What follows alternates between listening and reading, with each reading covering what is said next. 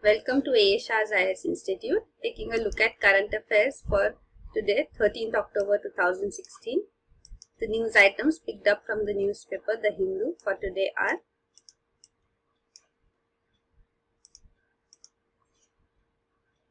these are the items here. The first one, 4 years gone, Manesar violence accused await justice. This is regarding the Manesar violence in Haryana, which took place at the Maruti Suzuki plant, where workers had formed union and the manager there got killed, and hundreds of workers have been arrested and have not been given bail yet. So it's been 4 years, but the accused still await justice. They were demanding better pay and working conditions for themselves. Second news is about Kolkata researchers use human hair to produce cathodes for solar cells. So solar cell cathodes and anodes, which are used for photovoltaic cells, use metals. So now Kolkata based researchers have used human hair to develop such cathodes, which are biologically available, biodegradable. So this is a research being done. The next news is in Odisha, Japanese encephalitis has caused around 48 deaths in 4 weeks. So this is also a disease caused due to the mosquito bite. So this has been prevalent and has been occurred here in Odisha presently. The next is Sweden's Saab sweetens deal for Gripen jet. This is regarding the medium multi-role combat aircraft which India is planning to acquire to replace its MiG-21s. The tender has been, we have already seen in news, the request for information has been initiated. So Sweden's Saab, this defense equipment company, is making, aggressive pitch for its Gripen jet, which can be, a substitute to this. In the tender also, India wants a major chunk of technology transfer, and Sweden Saab says that we are ready for this too. So it is making efforts to prove that it is serious about this bidding. Then the next is foremost place for Buddhism in new constitution, says Ranil. So former constitution of Sri Lanka had Buddhism being given special position in the constitution.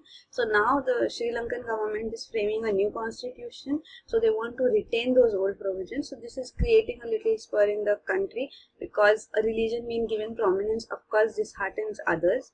Hindus are a minority, the most prominent minority in Sri Lanka, where more than 80% are Buddhists.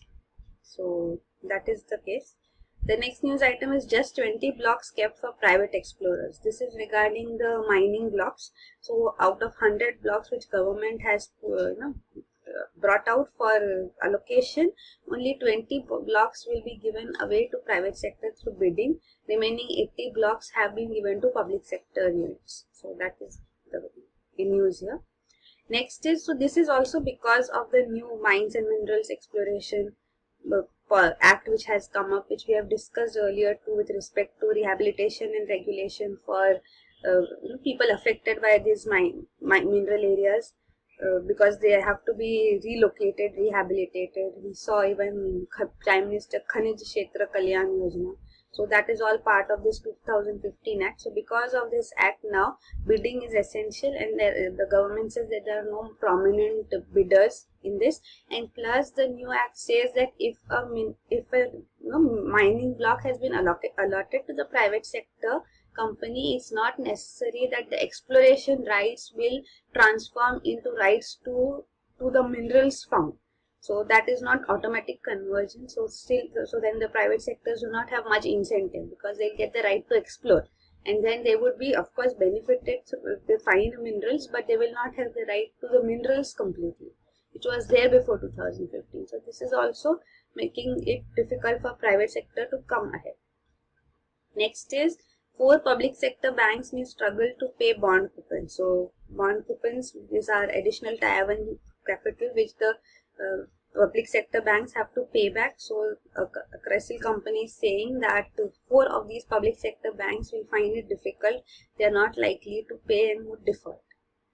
Then the next news is about ABB, a Swiss company which is planning to provide electrical buses to India. So Indian State Transport Corporation buses will be replaced by these electrical buses which would run on electricity. They would have batteries installed, and it has a very efficient system, ABB, under which even at every bus stop a few seconds can result in quick charging of the batteries of these buses and they can move. So this is also in tune with government's National Electric Vehicles Mobility Program here. So that also is a positive step. So if this works according to the road ministry, then it would be highly beneficial. So electric and hybrid cars are promoted by the government through its policy. Hybrid cars means vehicles running on both electricity and traditional fuels. Then the next news item is push for trade pact which will polarize BRICS nations, warns South Africa. So BRICS is also going ahead with an FTA. The BRICS summit will be held on 15th and 16th October in Goa. So the FTA, free trade agreement which they are negotiating, South Africa is little apprehensive about it because it says it should not be instant but a gradual process, because it says China is a member. BRICS is Brazil, Russia, India, China and South Africa. That's what the acronym BRICS stands for. So China is also a member and it is a manufacturing giant. And South Africa majorly exports primary commodities and imports manufactured goods from China. So it says it would adversely affect South Africa if an FTA comes into effect amongst these BRICS nations. So that is the news. And finally, Pakistan's isolation likely to feature in BRICS. So at Shah Summit, we have isolated Pakistan, and now it seems that even at BRICS Summit, Pakistan is not a member, but this issue in counter-terrorism will also come forth. So that is about these news. Looking at each of these in detail now. The first news about Manesar violence. This was in 2012 that the workers were demanding their rights in Manesar.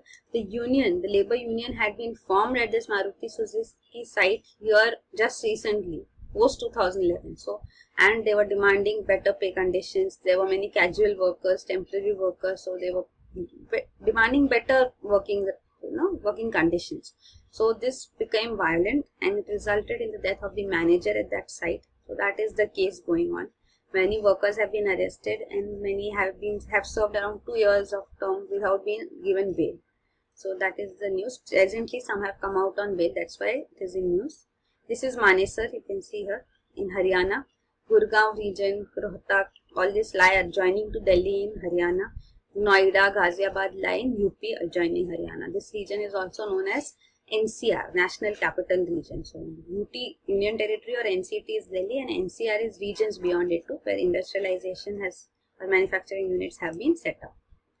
So even manufacturing and service sector has developed here. So this is the Manesar violence, the issue. So justice has been delayed, that's what they are saying. Also post 2012 working conditions have improved too, but the case still goes on, a murder case. The next news item about Calcutta researchers using hair as in solar cells. So they are using them as cathode. This is a solar cell or photovoltaic cell. The sunlight falls down here, and through the cathode and anode, this electricity generation takes place because of this exchange of electrons, and then the electric current flows through this. So this cathode which is used is generally a metallic cathode. Platinum metal and metal sulfides are used, but now they have developed it using hair. So those are called graphitic porous carbon cathodes. So they would be used instead of these metallic cathodes. So they will be much cheaper, greener. So that is the advantage of this technology.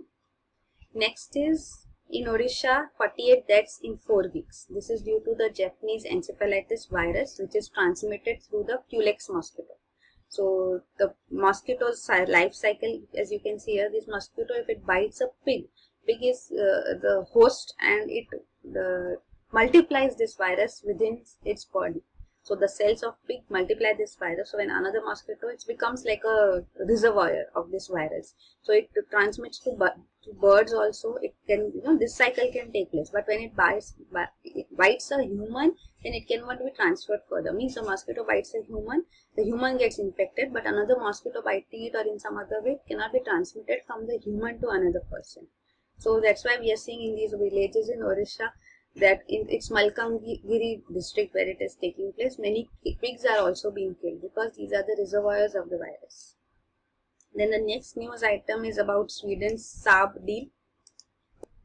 The Indian government presently wants to acquire medium multi-role combat aircrafts which will replace its MiG-21s. Under it, it wants substantial technology transfer. Sweden, we have already seen, affirmed that it will provide for this technology transfer also significantly. Plus, it also says that it will provide radar technology along with it too.